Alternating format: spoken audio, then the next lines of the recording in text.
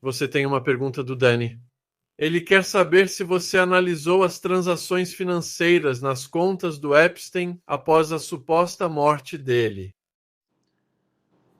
Bem, nós sabemos que 2 dias antes da morte dele na prisão, na penitenciária metropolitana em Manhattan, Jeffrey Epstein realmente mudou o testamento dele. Ele colocou o testamento dele em um trust e deixou o dinheiro para os 2 coexecutores dele, Darren Indyke e Richard Cohn, seu contador e advogado, e também sua namorada, entre aspas, Karina Chuliak, uma mulher da Bielorrússia que Jeffrey Epstein tinha colocado na faculdade de odontologia. E ela, na verdade, foi a última pessoa com quem Jeffrey Epstein falou ao telefone antes de morrer. Ele disse aos guardas da prisão que queria fazer um telefonema naquele dia e disse que queria ligar para a mãe dele. Bem, a mãe dele, na verdade, já estava morta há muitos anos, mas os guardas da prisão não sabiam disso. Jeffrey Epstein ligou para essa mulher que esteve com ele, devo ressaltar, em Paris. Na semana anterior à prisão de Jeffrey Epstein, quando ele voltou de Paris e desembarcou no aeroporto de Teterboro, em Nova Jersey, quando os federais o prenderam. Sim, as finanças relacionadas a Jeffrey Epstein, nos dias antes de sua morte e nos dias após sua morte, precisam ser investigadas. Como mencionei, o senador Ron Wyden está acompanhando essa trilha financeira. E o fato de que o governo intimou o espólio dele agora, e vamos ver se os documentos serão divulgados publicamente, não sabemos neste momento. Mas nos disseram que o espólio vai entregar os documentos na próxima semana. E esses documentos financeiros podem ser reveladores em termos do que vamos descobrir sobre o que ele fazia com seu dinheiro nos dias antes da morte dele e nos dias após a morte dele. E devo ressaltar agora que o patrimônio dele, na verdade, havia diminuído para cerca de 40 milhões de dólares após os pagamentos que o espólio foi forçado a fazer. Não apenas para as vítimas, mas também para as Ilhas Virgens e assim por diante. Mas o patrimônio voltou a crescer para cerca de 150 milhões de dólares. E o espólio, na verdade, recebeu um reembolso de impostos do governo dos Estados Unidos de 111 milhões de dólares sobre valores que foram pagos há alguns anos e que, na época, foram projetados para serem maiores do que o valor realmente pago. Então, o governo, o nosso governo, devolveu dinheiro ao espólio de Jeffrey Epstein no ano passado. O espólio desse criminoso sexual condenado, esse homem que tinha sido acusado novamente pelo governo. O nosso governo colocou 111 milhões de dólares de volta no espólio dele, o que para mim é quase um crime. Um crime. Deveria ter havido um confisco, no sentido de que o governo pegasse o dinheiro restante do espólio e o entregasse às vítimas, mas eles não fizeram isso. Eles deram uma restituição de imposto para o espólio de Jeffrey Epstein, o que é inacreditável. Não sabia que eles tinham feito isso. Estou chocado. Esse dinheiro, para onde teria ido, então? Quem é o dono do espólio? Bem, o espólio, como eu disse, está nas mãos do contador de longa data dele e do advogado de longa data dele, homens chamados Darren Indyke e Richard Cohn. E como Jeffrey Epstein estipulou no trust antes de morrer, que, quando esse espólio for finalmente liquidado, esses homens vão dividir parte do dinheiro junto com a namorada de Jeffrey Epstein. Quanto eles vão receber não está claro. Mas Para mim, o governo deveria ser pegando esse dinheiro do patrimônio dele e distribuindo esse dinheiro para as vítimas. Há mais de 1.000 vítimas. O próprio Departamento de Justiça de Trump confirmou isso durante o fim de semana do 4 de julho, quando disseram que não iriam liberar os arquivos. Eles disseram que há mais de 1.000 vítimas e sabemos que 200 das vítimas receberam dinheiro do Fundo de Compensação às Vítimas. Além disso, 2 grandes bancos dos Estados Unidos, incluindo o JP Morgan Chase, também pagaram milhões de dólares às vítimas porque admitiram que não cuidaram adequadamente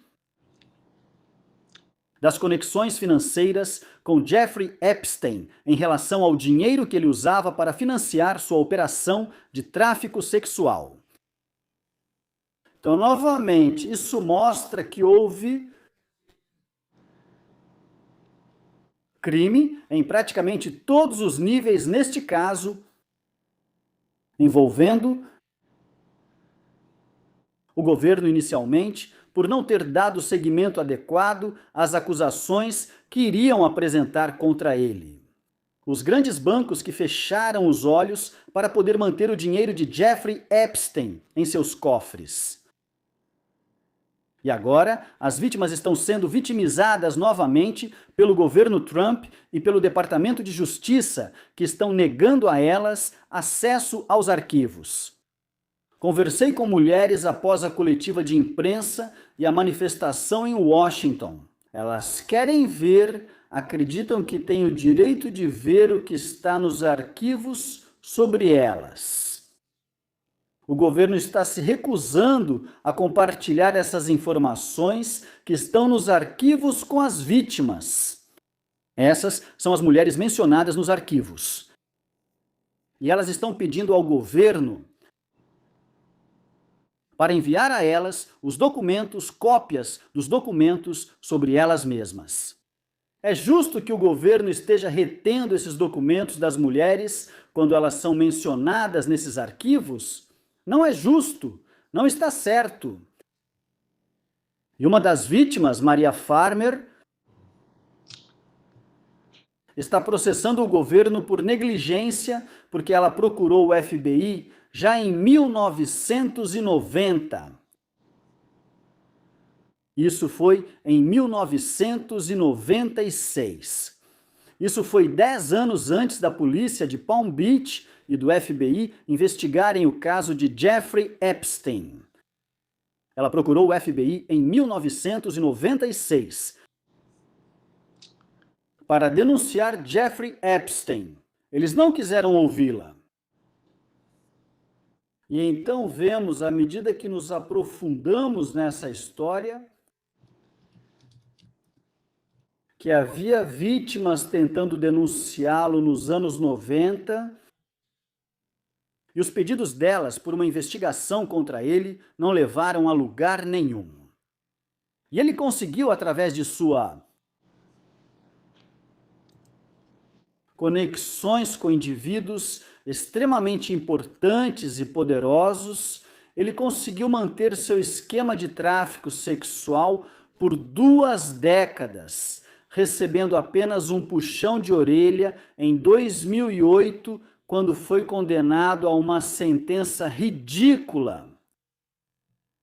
E recebeu permissão para sair para trabalhar, onde continuava abusando de mulheres. Então, esse é um homem que manipulou o sistema por 2 décadas.